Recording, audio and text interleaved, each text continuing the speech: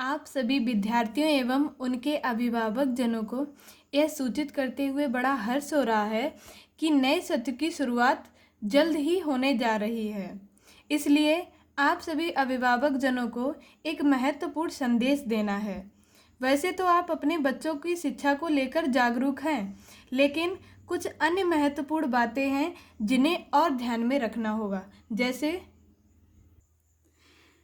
वर्तमान समय में हमारे यहाँ दिखावा ज़्यादा है। जैसे अच्छे या बुरे शिक्षण संस्थान को, मतलब आप अपने बच्चे का एडमिशन किस स्कूल में कराएंगे, कौन सा स्कूल अच्छा है, कौन सा स्कूल बुरा है, तो इसमें चुनने में बड़ा कठिनाई हो रही है। तो हम ये चूज नहीं कर पा रहे हैं कि किस स्कूल में बच्चे का एडमिशन कराएं। तो एक अच्छे विद्यालय को चुनने के लिए हमें कुछ बातों को ध्यान में रखना पड़ेगा कि किस विद्यालय में ये चीज़ें हों तो उनसे उस स्कूल में हम अपने बच्चे का एडमिशन कराएं। जैसे तो सबसे पहले आपको एक बात ध्यान में रखनी चाहिए कि आपने अपने बच्चे का जिस स्कूल में एडमिशन कराया है या वो जिस स्कूल में पहले से पढ़ रहा है, तो वहाँ पे उसे शिक्षा सही से दी जा रही है या फिर शिक्षा के नाम पे सिर्फ पैसे लिए जा रहे हैं। विद्यालय जिस हिसाब से फीस ले रहा है उस हिसाब से शिक्षा दे भी रहा है या नहीं। सेकेंडरी आपको ये ध्यान रखना है कि आपने जो विद्यालय चूज किया है, आपने जिस विद्यालय में अपने बच्चे का एडमिशन कराया है, तो उसके प्रबंधक या प्रधानाचार्य उनकी खुद की एबिलिटी क्या है, उनकी खुद की योग्यताएं क्या हैं, वे अपने अध्यापकों को किस तरह की गाइडेंस दे रहे हैं, वे अपने बच्चों को किस तरह से गाइड करते हैं, क्या अपने वे टीचर्स को प्रॉपर गाइडेंस दे पा रहे हैं। और तीसरी चीज़ जो आपको याद रखनी है कि जिस विद्यालय में बच्चे पढ़ रहे हैं वहाँ सिर्फ बच्चों को किताबी कीड़ा ही तो नहीं बना रहे हैं। किताबी कीड़ा इन द सेंस कि सिर्फ बुकिश नॉलेज के अलावा बाकी कोई नॉलेज नहीं, जैसे अंग्रेजी बोलना, बेसिक मैथ्स का नॉलेज, कंप्यूटर का सामान्य ज्ञान, देश विदेश की जनरल नॉलेज। अब देखिए अंग्रेजी बोलने से क्या फ़ायदा होगा कि जैसे हम सब लोग जानते हैं कि हमारे यहाँ ग्रामीण क्षेत्र है, हमारे यहाँ देहात क्षेत्र है, तो स्टूडेंट्स की मेन प्रॉब्लम क्या होती है, उन्हें चीज़ें खुद पता होती हैं लेकिन उन्हें वो एक्सप्लेन नहीं कर पाते हैं, किसी दूसरे के सामने वो बता नहीं पाते हैं। तो इसलिए जब वो अंग्रेज़ी बोलना सीख जाएंगे तो उनका कम्युनिकेशन अच्छा हो जाएगा, तो वो अपनी बात को खुलकर प्रेजेंट कर पाएंगे। अब बेसिक मैथ से क्या फ़ायदा होगा कि जब किसी चीज़ का बेस क्लियर नहीं होता है, जैसे कोई भी चीज़ है, जैसे कोई अगर बिल्डिंग बन रही है, अगर उसकी नींव मजबूत नहीं होगी तो बिल्डिंग मजबूत नहीं बन पाएगी। ऐसे ही मैथ्स का भी है, अगर हमें बेसिक नहीं आते होंगे, बेसिक का मतलब जैसे हमें छोटी छोटी गणनाएं करना नहीं आता है, छोटी छोटी चीज़ें अगर नहीं आती हैं तो हम बड़े बड़े सवाल सॉल्व नहीं कर पाएंगे। तो इसलिए मैथ्स का बेसिक नॉलेज बहुत ज़रूरी है। अब देखिए, क्योंकि आजकल कोई भी काम बिना कंप्यूटर के या बिना इंटरनेट के नहीं हो पा रहा है, हर काम में इंटरनेट की ज़रूरत पड़ रही है, इसलिए हमें कंप्यूटर का नॉलेज होना बहुत ही ज़रूरी है। और कंप्यूटर का नॉलेज तो दिन प्रतिदिन बढ़ता ही जा रहा है, कंप्यूटर की ज़रूरत भी दिन प्रतिदिन बढ़ती ही जा रही है, तो इसलिए कंप्यूटर का नॉलेज होना बहुत ही ज़रूरी है।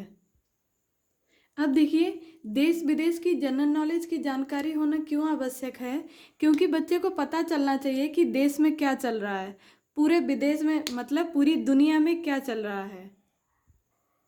इसके अलावा कुछ अन्य कौशल जैसे जो खासकर बालिकाओं के लिए हैं, जैसे सिलाई, कढ़ाई, बुनाई, रंगोली, मेहंदी, ये सारी चीज़ें सीखकर पहली बात तो है कि गर्ल्स के नॉलेज में इंक्रीज होगा, उनका नॉलेज बढ़ जाएगा, और इससे सेकंड प्रॉफिट ये होगा कि वो आत्मनिर्भर बन सकेंगी।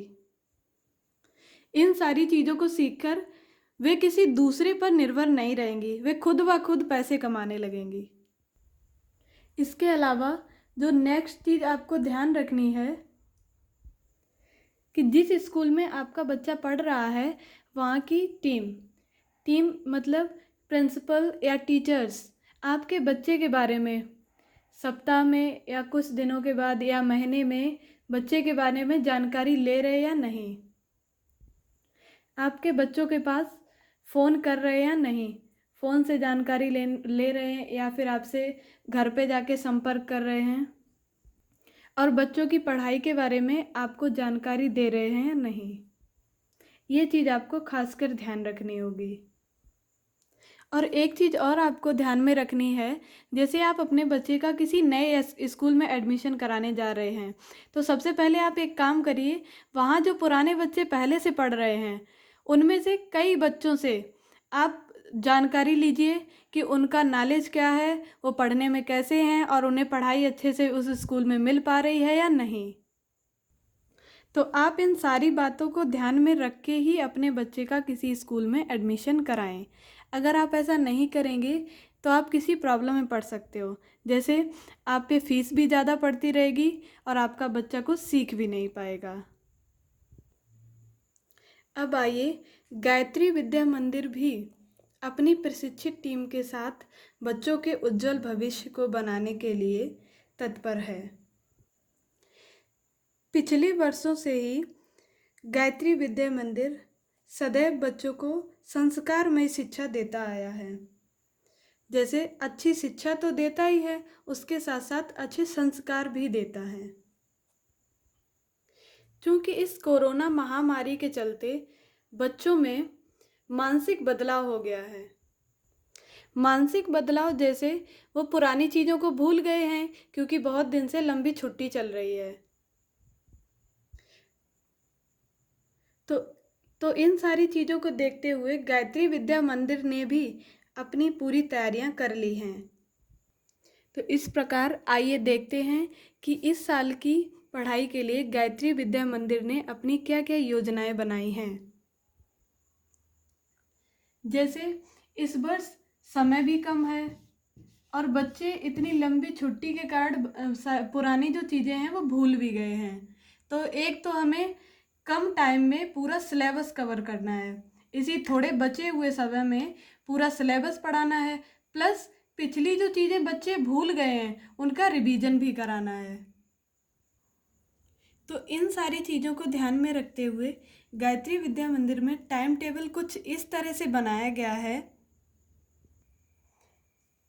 कि बच्चों के सिलेबस को तो क्लास में पढ़ाया ही जाएगा, प्लस जो पुरानी चीज़ें हैं उनका जो बेसिक है, जो पीछे बच्चे पिछली क्लासेस में बच्चों को पढ़ाया गया था लेकिन छुट्टी के कारण वो लोग भूल गए हैं, तो बेसिक को रिकॉल करने के लिए, बेसिक को दोबारा याद करने के लिए स्कूल में ही अलग से रिवीजन की क्लासेस लगाई जाएंगी।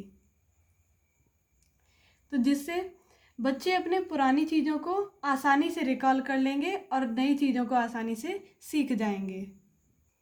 और हमारे टाइम टेबल में दूसरी चीज़ क्या है कि हम साप्ताहिक टेस्ट की व्यवस्था रखेंगे। हर सब्जेक्ट में हर हफ्ते टेस्ट लेंगे। तो इससे क्या होगा कि इतने दिनों की छुट्टी पड़ गई है तो बच्चों को पढ़ने की आदत छूट गई है। तो अगर हर हफ्ते टेस्ट होगा, अगर उनका हर सप्ताह टेस्ट लिया जाएगा तो इससे बच्चे घर पे भी मेहनत से पढ़ेंगे। हर सब्जेक्ट के टेस्ट से क्या होगा कि बच्चे हर सब्जेक्ट में बराबर मेहनत करेंगे और घर पे जाके एक्स्ट्रा मेहनत करेंगे, जिससे वे वापस अपने पढ़ाई वाले ट्रैक पर आ जाएंगे। हमारा नेक्स्ट प्लान क्या है कि हर शाम को गायत्री विद्या मंदिर की टीम प्रत्येक बच्चे के अभिभावक से, हर बच्चे के गार्जियन से उस बच्चे की पढ़ाई के बारे में फीडबैक लेगी। हर एक बच्चे के बारे में उनके गार्जियन से ये पूछेंगे कि आपका बच्चा कितनी पढ़ाई कर रहा है। इस वर्ष गायत्री विद्या मंदिर का नेक्स्ट प्लान ये है कि हम इंग्लिश स्पीकिंग, अंग्रेजी बोलना कक्षा 1 से ही बच्चों को सिखाएंगे। क्लास फर्स्ट से ही इंग्लिश स्पीकिंग का स्किल डेवलप करेंगे। और हमारा नेक्स्ट प्लान क्या है कि हम लोग मैथ्स और साइंस की, गणित और विज्ञान की पढ़ाई को बहुत ही सरल बनाएं। और सरल बनाने के लिए क्या करेंगे कि गणित और विज्ञान को समझने के लिए टिपिकल वर्ड्स नहीं, गणित और विज्ञान को समझने के लिए हम लोग जो डेली लाइफ में जो चीज़ें देखते हैं, हम लोग घरेलू चीज़ें जो देखते हैं, अपने घरेलू जीवन से कनेक्ट करके चीज़ों को समझें। हम लोग जो डेली चीज़ें देखते हैं उनसे चीज़ों को कनेक्ट करके समझें। अब देखिए, मैथ्स और साइंस के टफ कॉन्सेप्ट को हम अपनी डेली लाइफ की चीज़ों से कैसे समझेंगे, तो इसके लिए हम एक एग्जाम्पल लेंगे। मान लीजिए मैथ्स में हम भिन्न पढ़ने जा रहे हैं, तो भिन्न को समझने के लिए हमने एक बहुत ही जाना माना एग्जाम्पल लिया है। नींबू तो सभी जानते हैं, नींबू तो सबने देखा होगा, तो एक बार नींबू की सहायता से हम लोग भिन्न को पढ़ेंगे। अब देखिए, नींबू को हमने चाकू की सहायता से काट लिया है। हमने चाकू की सहायता से 2 बराबर भागों में काट लिया है। अब देखिए, इसे वैसे तो इन्हें आधा आधा हमने डिवाइड कर दिया, इन्हें आधा आधा बांट दिया है, लेकिन गणित की भाषा में इसे कैसे बताएंगे? तो देखिए, एक नींबू के हमने कितने भाग किए हैं? 2 भाग। अब देखिए, इसके लिए हम इसे गणितीय रूप से कैसे लिखेंगे? एक नींबू के हमने कितने भाग किए हैं? 2 भाग किए हैं। तो सबसे पहले लिख लेंगे एक नींबू के 2 भाग। 2 में से ये 1 भाग है, तो हम लिख देंगे 2 में से 1 भाग, तो हो गया 1/2। ऐसे ही इसके लिए क्या लिख देंगे? टोटल कितने भाग थे? 2। 2 में से ये कौन सा भाग है? 1। तो सबसे पहले क्या लिख लेंगे? टोटल भाग। टोटल भाग कितने हुए नींबू के? 2 भाग हुए। 2 में से ये कौन सा भाग है? 1 भाग है, तो इसे गणितीय रूप से कैसे लिख दिया? 1/2। तो इस प्रकार से हमने नींबू की सहायता से भिन्न को लिखना सीखा। ऐसे ही मैथ्स के और साइंस के सारे कॉन्सेप्ट्स को इजी वे में आराम से अपने डेली लाइफ के एग्जाम्पल से कनेक्ट करके उन्हें सीखेंगे, जिससे मैथ्स और साइंस जो बहुत ही कठिन सब्जेक्ट लगते हैं उनकी पढ़ाई भी बहुत आसान हो जाएगी। और हमारी अगली योजना क्या है कि लड़कियों को सिलाई, कढ़ाई, बुनाई, रंगोली, मेहंदी आदि ये सारी चीज़ें बनाना सिखाई जाएंगी। लेकिन इसके साथ साथ लड़कों की तरह अंग्रेजी बोलना, basic maths, computer, general knowledge, इन सब के बारे में भी सिखाया जाएगा।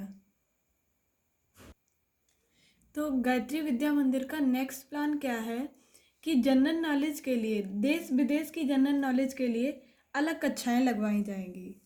जनरल नॉलेज सीखने के लिए, जनरल नॉलेज सिखाने के लिए अलग अलग क्लासेस लगवाई जाएंगी। जनरल नॉलेज को ग्लोब और मैप की हेल्प से पढ़ाया जाएगा। कैसे? मैप में बच्चा हर जगह को सीख जाएगा, जैसे कि भारत में कितने राज्य हैं, पूरे दुनिया में कितने देश हैं, कौन सा देश कहाँ है, कौन सा राज्य कहाँ स्थित है, तो सारी चीज़ों के बारे में तो मैप की सहायता से बच्चे सीखेंगे। अंत में आप सभी अभिभावकों से एक अपील है कि आप सब ध्यानपूर्वक अपने बच्चों के लिए विद्यालय का चयन करें। इसमें एक विद्यालय, एक विकल्प गायत्री विद्या मंदिर भी हो सकता है, क्योंकि गायत्री विद्या मंदिर का सिर्फ और सिर्फ एक ही उद्देश्य है कि गरीब से भी गरीब बच्चा बेहतरीन शिक्षा, अच्छी से अच्छी शिक्षा प्राप्त करने से रह ना जाए। तो इस प्रकार हमारा पहला लक्ष्य है कि प्रत्येक बच्चे को बेहतर शिक्षा मिले। इसके अलावा हमारे लक्ष्य का एक भाग और है कि अगर फीस ज़्यादा होती है तो लड़कियों की शिक्षा से समझौता हो जाता है कि लड़कों को महंगे स्कूल में पढ़ा लेंगे, लेकिन लड़कियों को महंगे स्कूलों में नहीं भेजेंगे या पढ़ने के लिए बाहर नहीं भेजते हैं। गायत्री विद्या मंदिर ने यह संकल्प लिया है कि गरीब बच्चों और लड़कियों को आगे लाकर, जो समाज में एक भ्रांति फैली हुई है कि सिर्फ ऊंची बिल्डिंग वाले या बड़े घर के बच्चे ही अच्छी शिक्षा प्राप्त कर सकते हैं, सिर्फ बड़े घर के बच्चों को ही अच्छी शिक्षा मिल सकती है, गरीब किसान के बच्चे अच्छी शिक्षा नहीं पा सकते हैं। तो आप सभी अभिभावक हमारे संकल्प में मदद करें, निश्चित ही हमें हमारे संकल्प में सफलता मिलेगी। Thank you.